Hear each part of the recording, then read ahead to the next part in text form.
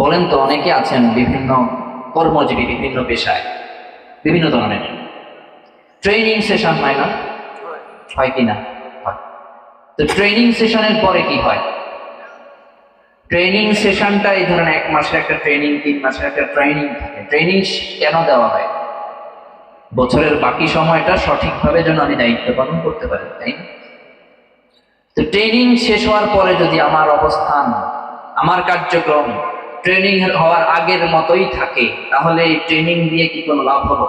সরকারের টাকা খরচ ছাড়া কোনো লাভ হয়নি। এই জন্য প্রিয় ভাইরা, রমাদান আমাদের জন্য ট্রেনিং সেশন ছিল। তাকওয়ার একটা বড় সড়ো ট্রেনিং সেশন ছিল এই রমাদান। সেটা আমরা ধরে রাখতে পারবো কিনা, সেই প্রশ্ন আমরা আমাদেরকে নিজেদেরকেই করতে হবে।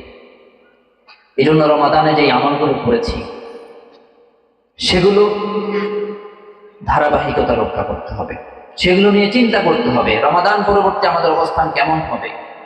হযরত আলী রাদিয়াল্লাহু তাআলা আনহু একটা বিখ্যাত উক্তি রয়েছে, তিনি বলেছেন, তিনি নসিহা করেছেন। ইবনে আবি দুনিয়া হযরত আলীর এই বক্তব্যটিকে নকল করেছেন। কিতাবুল ইখলাস এবং নিয়াহ, বিখ্যাত কিতাব, সেখানে হযরত আলী বলছেন, কুনু লিকাবুলিল আমালি আশাদ্দা হাম্মান মিনকুম বিল আমাল। তোমরা আমল করার ব্যাপারে যতটা উদ্গ্রীব, যতটা সচেতন, আমল কবুল হয়েছে কিনা এই ব্যাপারে আরো বেশি সচেতন হও। কুনু, তোমরা হও। লিকাবুলিল আমালি আশাদ্দা হাম্মান, শুধু আমল করলেই হবে না, আমল কবুল হয়েছে কিনা এই হিসাব নিজেকে করতে হবে। আমল যদি কবুল না হয়, তাহলে এই আমল আল্লাহ যে কারণে দিয়েছেন, ওই যে ট্রেনিং সেশন যদি আপনার পরবর্তী জীবনে কোনো ধরনের ছাপ না রাখতে পারে, কোনো ধরনের পরিবর্তন না রাখতে পারে, তাহলে এই ট্রেনিং সেশন করে লাভ হলো না। প্রিয় ভাইয়ের, এই জন্য হযরত আলী বলেছেন, হিসাব মিলাও। আমল করার চেয়েও আমল কবুল হয়েছে কিনা এই বিষয়ে চিন্তা ভাবনা বেশি করতে হবে। প্রিয় ভাইয়েরা, সুতরাং রমাদান চলে গেছে, রমাদানের আমলগুলো আমরা আল্লাহর কাছে কবুল করাতে পেরেছি কিনা, সেজন্য আল্লাহর কাছে বেশি বেশি দোয়া করা দরকার, ঠিক না? রমাদানে যে আমলগুলো করেছি সেগুলোর ধারাবাহিকতা রক্ষা করা দরকার। সবচেয়ে বড় যে প্র্যাকটিসটা রমাদানে হয়েছে সেটা হচ্ছে তাকওয়ার প্র্যাকটিস। কিসের প্র্যাকটিস? তাকওয়ার প্র্যাকটিস। সূরা বাকারাতে যেখানে আল্লাহ রাব্বুল আলামিন সিয়াম ফরজের ঘোষণা দিয়েছেন, সূরা বাকারা 183, সেই আয়াতে আল্লাহ কিন্তু স্পষ্ট উল্লেখ করেছেন সিয়াম ফরজের উদ্দেশ্যটা কি, লাআল্লাকুম তাত্তাকুন। সিয়াম ফরজ হয়েছে যাতে করে তোমরা তাকওয়া অর্জন করতে পারো, পরহেজগারি অর্জন করতে পারো, আল্লাহর ভয় নিজের মধ্যে ধারণ করতে পারো, এবং সেটা ধারণ করে পাপ কাজ থেকে বেঁচে থাকতে পারো। রমাদানের সবচেয়ে বড় শিক্ষা ছিল এটা। এই জন্য দেখবেন, একটা ছোট বাচ্চা, 10 বছরের বাচ্চাও যদি রোজা রাখে, সে কি একদম আড়ালে গিয়ে, গোপনে গিয়ে পানি টানি খায় নাকি?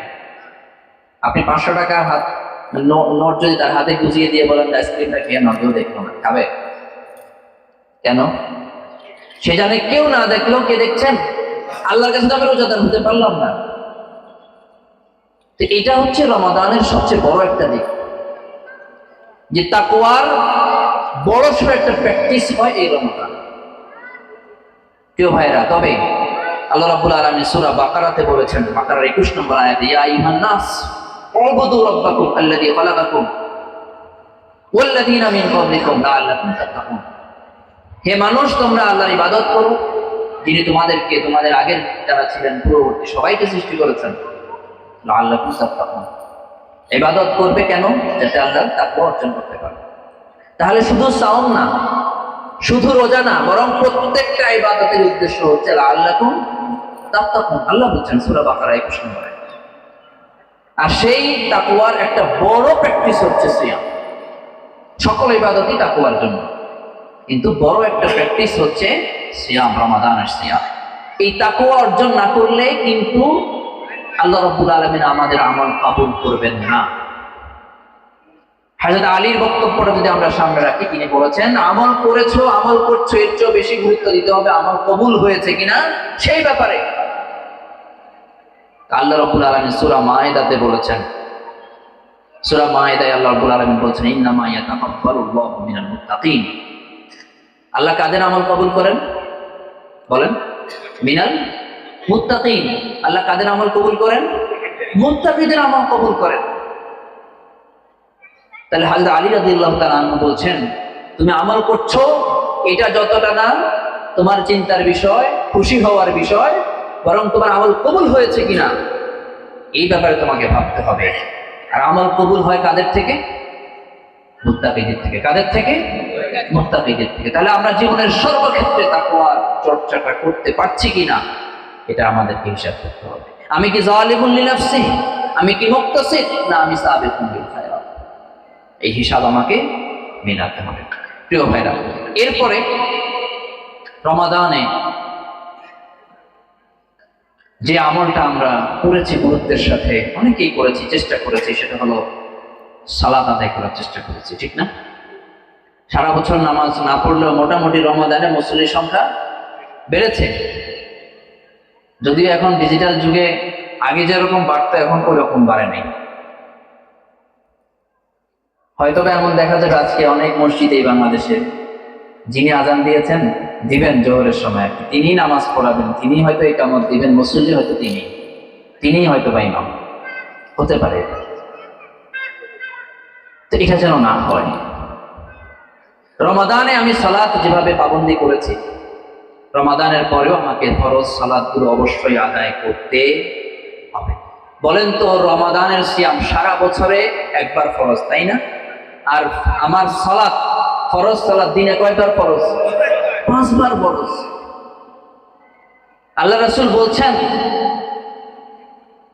যে আমাদের মাঝে এবং কাফেরের মাঝে পার্থক্য হচ্ছে ফরজ সালাত। তো ফরজ সালাত ছেড়ে দিয়ে আপনি নিজেকে মুমিন দাবি করার কোনো সুযোগ আছে? নাই। কোনো সুযোগ নাই। নাই মানে একেবারেই নেই। সালাত ছেড়ে দেওয়াকে হাদিসে কুফর বলা হয়েছে। কি বলা হয়েছে? যে ব্যক্তি কুফর করে তার কি ঈমান আছে? থাকার কথা আদৌ না। সুতরাং ফরজ সালাত কখনো ছেড়ে দেওয়া যাবে না। সালাত হচ্ছে অক্সিজেন। কি বলেন তো? সালাত কি? অক্সিজেন ছাড়া বাঁচতে পারেন? কেউ আছেন এখন এখানে দাঁড়িয়ে বলতে পারবেন না আমি অক্সিজেন নামিয়েও বাঁচতে পারবো? পৃথিবীতে কোনো মানুষ আছে? আপনি যখন থাকেন, যে অবস্থায় থাকেন, যেখানেই থাকেন, যত ব্যস্ত থাকেন, আপনি অক্সিজেন নেন না এমন কোন পরিস্থিতি কি তৈরি হয় না? আপনি নিজের অজান্তেই অক্সিজেনটা নিচ্ছেন নিজেকে বাঁচিয়ে রাখার জন্য, ঠিক না?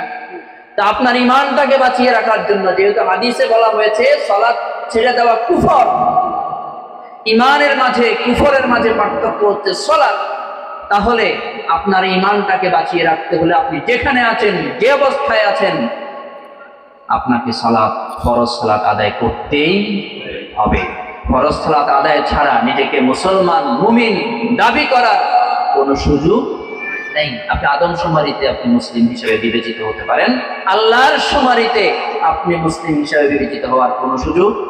তাহলে আজকে আমরা এখানে ইনশাআল্লাহ ওয়াদা করব, আমরা রমাদানে সালাত আদায় করেছি, রমাদানের পরেও সারা বছর আমরা এই ট্রেনিং সেশনটাকে কাজে লাগিয়ে আমরা সারা বছর ফরজ সালাত আদায় করব। আমরা কি ওয়াদা করতে পারি? আমরা সবাই ফরজ সালাত আদায় করব, কখনোই ইচ্ছাকৃত সালাত ছেড়ে দিব না, এই ওয়াদা কি আমরা করতে পারি? আল্লাহ রাব্বুল আলামিন আমাদেরকে তৌফিক দান করুন। বিশেষ করে দুটো সালাতের কথা বলি। বলেন তো কোন কোন সালাতে মুসল্লি সংখ্যা কম হয়? ফজরে এবং ইশা। কেন কম হয় জানেন? কম হয় হচ্ছে তিরমিজির একটা হাদিস আছে, রাসূলুল্লাহ সাল্লাল্লাহু আলাইহি ওয়াসাল্লাম বলেছেন ইন্না আতকালা সালাতি আলাল মুনাফিকিনা সালাতুল ইশাই ওয়া সালাতুল ফজর। মুনাফিকের কাছে সবচেয়ে কঠিন সালাত হচ্ছে দুইটা। কোনটা কোনটা?